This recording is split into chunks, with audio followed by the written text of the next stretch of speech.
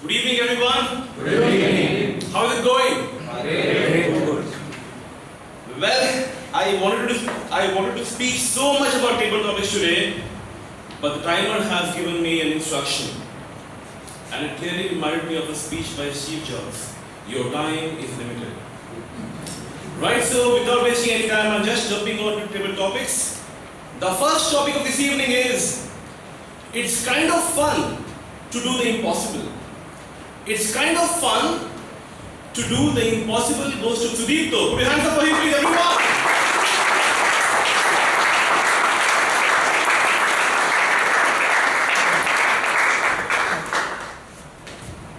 Mr. Topic Master, fellow Toastmasters and guests, there's an absolute truth in this.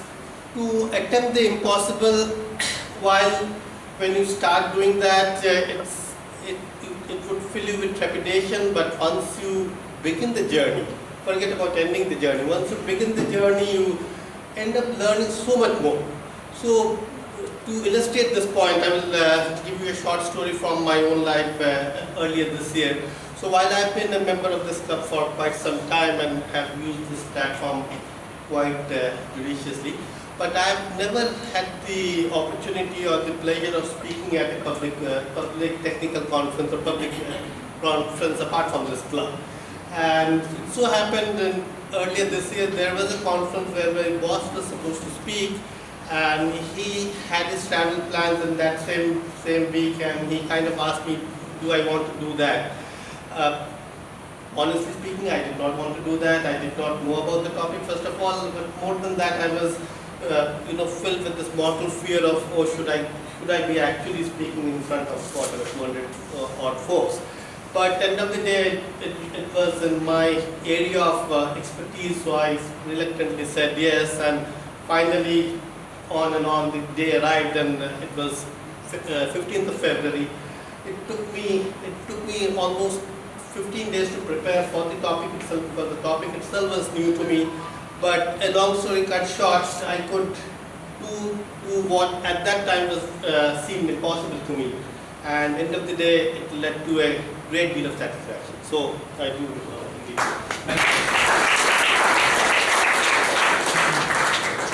How many of you want the topic to be easier? Yeah. Only one person, and his quota is over. Now come the tough topics.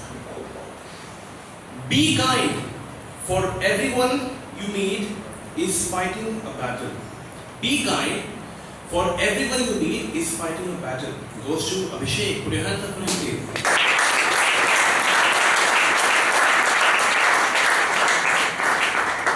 So if you have a friend like Karunakar, you don't need an enemy. He has not been kind to me. So, see, from my personal experiences, the way we perceive people, it's very different. Like, we may find someone by perception that he or she may be very happy.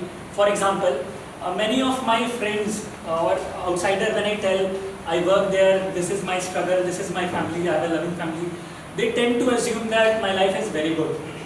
But to be very honest, there were times I hated myself. There was time I hated myself. There was so much self-hatred, I did not like myself, and especially because of my looks. Okay, and this was the fight, like I was fighting within myself. However, like it was difficult for people to understand it. So from there I understood it that every person has a battle, maybe because of their financial stability, maybe related to family, maybe related to education, looks, whatever it may be. But once you understand that there is a story behind everyone, you tend to be kind. You tend to not judge the person. And this is all I learned from my experience. Thank you all very much. You doubting your looks? You look like Maharaja Shivaji. Please go and watch the video. The next topic is quite confusing for many people, but I'm sure she can pull it off. Would you like you if you met you? Would you like you if you met you? Goes to Toastmaster Rita. Put your hands up for her.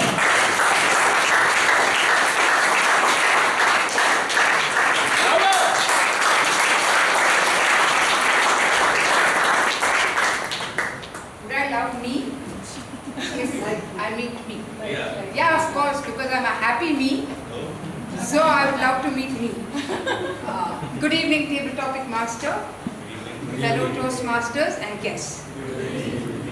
If I had been asked this question some time back, the answer would have been different. Because at that time, I always put everybody ahead of me. They were first, I was always last. Be it my home, be it my work, be it my family, but I always put myself last. It was then, one day I received this good morning message from a friend of mine which said, first love yourself and then you will be able to love others better and help them better. So that was when I decided to give myself me time. That's how I came and joined Toastmasters. And then I got on Facebook. I got hold of all my old friends and I started loving myself and became a happier me. So today, when all of you all go back home, go and look into that mirror. See a happy you, embrace you. But if you do not love yourself, you will not be happy. Then you would not like to look at you. So why would anybody else? Over to you.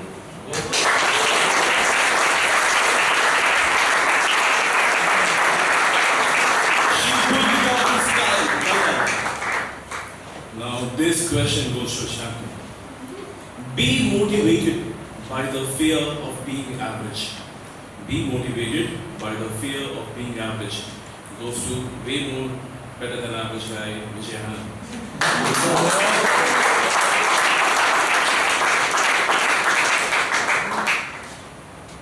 I've got it right. Be motivated. By the fear of being average. Average. Topic master, fellow Toastmasters and guests. All of us strive to be good in life. We strive for perfection. But I would like to speak my perspective. Yes, at best, I'm mediocre. Just average. Why do I say that? Being a Toastmaster for 17 years, I'm a slow learner. Well, just take the example of Deepika. She's just about a year in the club. And see by leaps and bounds how she has grown. I'm just taking a couple of names. Be it Rajesh, Shaji, just a few names. Others, don't mistake me, I'm not taking other names, just a few names. You're jealous. What they've learned in 1 year, I'm still learning. I'm work in progress, 17 years. That's one aspect, Toastmasters. So I don't fear being average. Because people ask me, how you come here after so many years, 6.5 years, I'm still coming? Because I want to improve. That's one aspect of it, Toastmasters. Another aspect, 17 years Toastmasters, 16 years of marriage. And that's one area, and Godfrey is mentioning, right, that there is no way one can reach perfection over there. Just one example. My spouse thinks that a light switch has only like gravity only on. But I'm telling you, there's two positions, off as well. So 16 years of marriage, I've been average in trying to convince her to turn off the lights when not needed. Another example, water, so precious, she thinks there's only one option, open. There's something called close as well. Because Bangalore, like most of India, we're facing water shortage. So she thinks that water, it's going to be a perennial supply. Just one example. Another example, expenditure for unnecessary things. We buy things with the money we don't have to please the people who don't matter at all. I've been trying to convince her for 16 years and I'm just not even average. So I'd like to sign up by saying, don't fear being average. That's the only time you'll learn and grow. Topic master.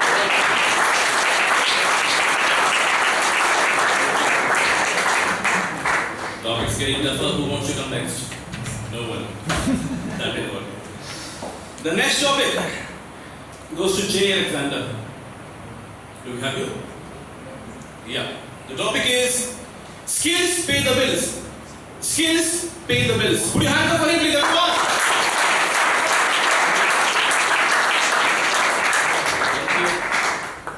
Good evening, everyone. Thank you, Table Topics Master, guests, and fellow Toastmasters. Skills pay the bills. I think all of us are skilled in, in some way or the other. Of course, a lot of them, I think it's really important that we know what our skills are. And of course, there are a lot of people with skills that, they find that out very early in their life, in their career. And that, and if you harness them in the right way, for example, a cricketer, for example, has to be really skilled in what he's doing, right? I mean, and if you don't really look at how that helps you pay your money or pay your bills, and you rather just focus on building your skills, that eventually leads to paying your bills. And if you just look at skills, not necessarily paying your bills, I think that's the way you should look at skills, and people having skill and trying to harness their skills and grow them, embracing them and using them in the right manner would not just pay your bills, but probably pay a lot of bills for others as well, right? So that's what I will say. Thank you so much.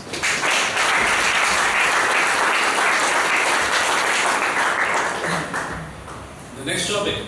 White people have the loudest minds. White people have the loudest minds. Goes to a very quiet person, Alok Simha. Put your hands up.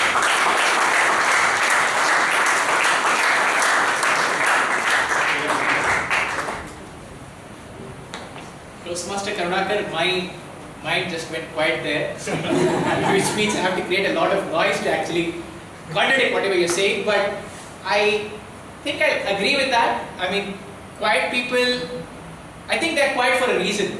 There is so much going on in their minds. Either they're pondering too much or they are totally distracted. They're not listening to whatever is happening in front of them, which means if they're not contributing to a discussion, most times maybe yes, they are blank, but there could be times when maybe there's a lot going on in their head where they're thinking, okay, is this the way I need to put forth something, or is someone saying the right thing out here?